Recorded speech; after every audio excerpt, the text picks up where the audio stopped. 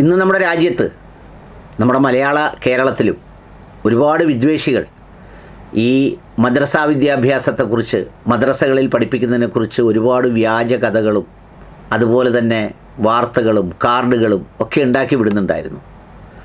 അതിന് വലിയ പ്രചാരം പലയിടങ്ങളിൽ ലഭിച്ചു. ഈ പൊതുസമൂഹത്തിലെ ഒരുപാട് വിശ്വസിക്കാത്തവർ പോലും മദ്രസകളിൽ പഠിപ്പിക്കുന്നത് എന്താണ്, ഇതാണോ അതാണോ എന്നൊക്കെ പറഞ്ഞുള്ള ഒരുപാട് സംഗതികളെക്കുറിച്ച് ആളുകൾക്കിടയിൽ വലിയ സംശയമുണ്ടായിരുന്നു. ഈ പാകിസ്ഥാൻ ആക്രമണത്തിൽ ഭീകരവാദികൾ മദ്രസകൾ, അല്ലെങ്കിൽ അഫ്ഗാനിസ്ഥാനിലെ ഭീകരവാദ പ്രവർത്തനത്തിൻ്റെ മദ്രസകളെപ്പോലൊക്കെ നമ്മുടെ നാട്ടിൻപുറത്തെ എല്ലാവരും കാണുക, കൊച്ചു കുഞ്ഞുങ്ങൾ രാവിലെ പ്രഭാതത്തിൽ പോയി പഠിക്കുന്ന, ഞങ്ങളൊക്കെ പഠിച്ച ആ സ്ഥലങ്ങളിൽ ഞങ്ങൾക്കവിടെ പഠിക്കുമ്പോൾ ആകെ ഉണ്ടായിരുന്ന ഒരു വേദനയേ ഉണ്ടായിരുന്നുള്ളൂ. ഈ നേരം വെളുക്കുന്നതിന് മുമ്പ് എഴുന്നേറ്റ് പോകണം. അവിടെ പോയിരുന്നത് പഠിക്കുക എന്ന് പറയുന്നത് ഒരു പ്രയാസമുള്ള കാര്യമായിട്ട് മാത്രമേ തോന്നിയിട്ടുള്ളൂ.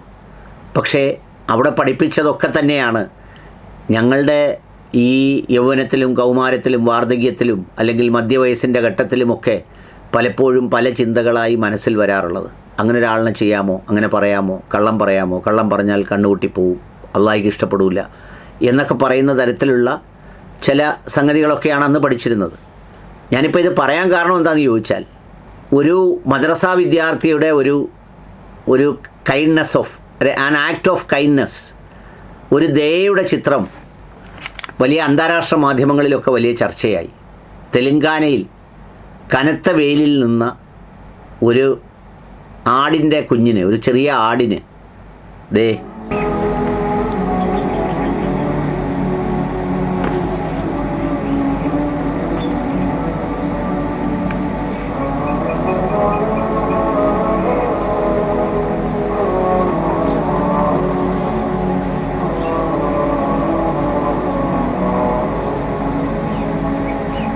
ഇത് തെലങ്കാനയിൽ നിന്നുള്ള ദൃശ്യമാണ്. ഇത് വലിയ വാർത്തയാവുകയും ചെയ്തു. പിന്നെ സാമൂഹ്യ മാധ്യമത്തിൽ വലിയ ചർച്ചയായി 2-3 ദിവസമായി നിറഞ്ഞു നിൽക്കുന്ന ഒരു സംഗതിയാണ് ഈ മുണ്ടക്കൈ ചൂരൽമലയിലെ ലീഗിൻ്റെ ഒരു ചേർത്തുവെക്കലിൻ്റെ ചരിത്രം. അത് മാധ്യമപ്രവർത്തകരും മാധ്യമങ്ങളും ഒക്കെ അത് നല്ല കുറിപ്പാക്കി എഴുതുകയുണ്ടായി. അതിൽ പലരും എഴുതിയത് മുസ്ലിം ലീഗ് എന്ന രാഷ്ട്രീയ പ്രസ്ഥാനത്തിൻ്റെ ഒരു പ്രത്യേകതയെക്കുറിച്ചാണ്. പക്ഷേ അകമഴിഞ്ഞ സ്നേഹവും പിന്തുണയും പലപ്പോഴും എപ്പോഴും കിട്ടിയിട്ടുണ്ട് എന്ന് എല്ലാവരോടും സംസാരിക്കാറുള്ള ഒരാളാണ് കരുനാഗപ്പള്ളിയിലെ ഇപ്പോഴത്തെ സ്ഥാനാർത്ഥി CR മഹേഷ് MLA. അദ്ദേഹത്തിൻ്റെ ഫേസ്ബുക്ക് കുറിപ്പിൽ ഈ ക്ലിപ്പ് അതിൻ്റെ പങ്ക് വെച്ചുകൊണ്ട് അദ്ദേഹം എഴുതിയത് ഇങ്ങനെയാണ്. പുലർച്ചയ്ക്ക് ഗണപതി ഹോമം നമ്മളതായിട്ടുള്ള ചടങ്ങും കാര്യങ്ങളായിരുന്നു. 6 മണി ടു 7 മണി വരെ നമ്മൾ ആചാരപ്രകാരമുള്ള കാര്യങ്ങളൊക്കെ ഇന്ന് രാവിലെ കഴിഞ്ഞു. ഇനി വൈകുന്നേരം നമുക്ക് 4 മണിക്ക് 51 കുടുംബം കൂടിയിട്ട് ചെയ്യുന്നൊരു പരിപാടിയാണ്.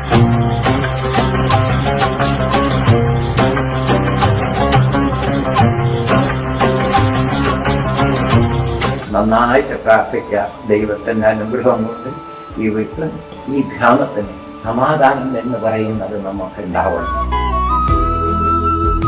ഇങ്ങനെ ഒരു വീട് കെട്ടിയതിനും ഇവിടെ വന്നിട്ട് താമസമാക്കിയതിലാണ് ഞങ്ങൾക്ക് വളരെയധികം സന്തോഷമുള്ളത്.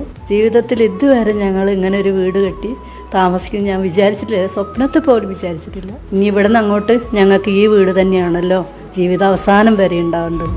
മുസ്ലിം ലീഗ് എന്ന പാർട്ടിയിൽ ചിലർ കാണുന്ന കുറ്റം അതിലെ മുസ്ലിം എന്ന വാക്കാണെങ്കിൽ, ഇസ്ലാം എന്ന പ്രത്യയശാസ്ത്രം ലോകത്തിന് പകർന്നു കൊടുക്കുന്നൊരു സന്ദേശമുണ്ട്.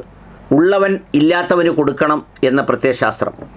അത് കൊടുക്കുന്നവൻ്റെ ഔദാര്യമല്ല, വാങ്ങുന്ന ആളിൻ്റെ അവകാശമാണെന്ന സമാനതകളില്ലാത്ത സാമ്പത്തിക സാമൂഹ്യ ശാസ്ത്രം. സമൂഹത്തിലെ സാമ്പത്തിക അസന്തുലിതാവസ്ഥ പരിഹരിച്ച് ഉള്ളവനും ഇല്ലാത്തവനും തമ്മിലുള്ള അകലം കുറച്ചു കൊണ്ടുവരാനുള്ള മാർഗം. അത് കൊടുക്കുന്നതിന് ജാതിയും മതവും ഒരിക്കൽ പോലും മുസ്ലിം ലീഗ് നോക്കിയിട്ടില്ല.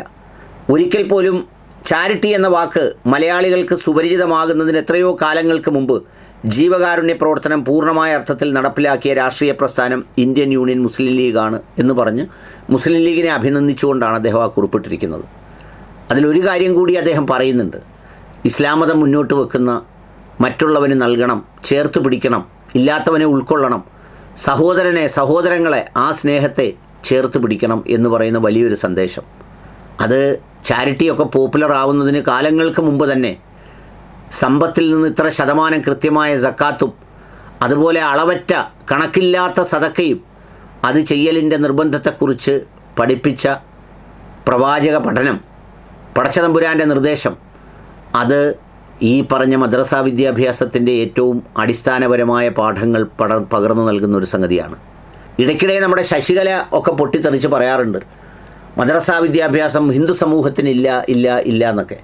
യഥാർത്ഥത്തിൽ നിങ്ങൾ ഉദ്ദേശിക്കുന്നത് അതുണ്ടാക്കി, ഒരു വിദ്വേഷമുണ്ടാക്കി, ഒരു വളർത്തി അങ്ങനെ ചില സംഗതികൾ ചെയ്യാനാണെങ്കിൽ ഈ മരിക്കാത്ത മദ്രസയുടെ ഓർമ്മകളുമായി ഒരുപാട് മനുഷ്യർ ഇന്നും ജീവിക്കുന്നത് നന്മയുടെ ബാലപാഠങ്ങൾ പഠിപ്പിച്ച ഇടം എന്നുള്ള നിലയിലാണ്. പള്ളിക്കൂടത്തിൽ ആ സമയത്ത് നമ്മളെ പഠിപ്പിക്കുന്നത് പറ, പന, പത ഒക്കെ പറയുന്ന സംഗതികളാണ്. അതൊക്കെ പിന്നീട് നമുക്ക് അക്ഷരം പഠിക്കുന്നതിനപ്പുറത്തേക്കുള്ള അർത്ഥങ്ങളൊന്നും അന്നുണ്ടായിരുന്നില്ല. പക്ഷേ അന്നേരവും മദ്രസകളിൽ പഠിപ്പിച്ചത്, സൃഷ്ടിച്ചത് പടച്ചതമ്പുരാനാണെന്നും ആ പടച്ചവനോടുള്ള ബാധ്യതകൾ എന്തൊക്കെയാണെന്നും പടപ്പുകളോടുള്ള ബാധ്യതകൾ എന്തൊക്കെയാണെന്നും മനുഷ്യരോട് എങ്ങനെയാണ് പെരുമാറേണ്ടതെന്നും ഒക്കെ തന്നെയാണ് അതിൻ്റെ ഒരു പൊതുചിത്രം. പിന്നെ ഒറ്റപ്പെട്ട കുഴപ്പക്കാർ അതെല്ലായിടവും ഉണ്ടാവും. അതൊരു മതത്തിൻ്റെ കുറ്റമൊന്നുമല്ല, അത് മനുഷ്യൻ്റെ ആകെ പ്രശ്നമാണത്.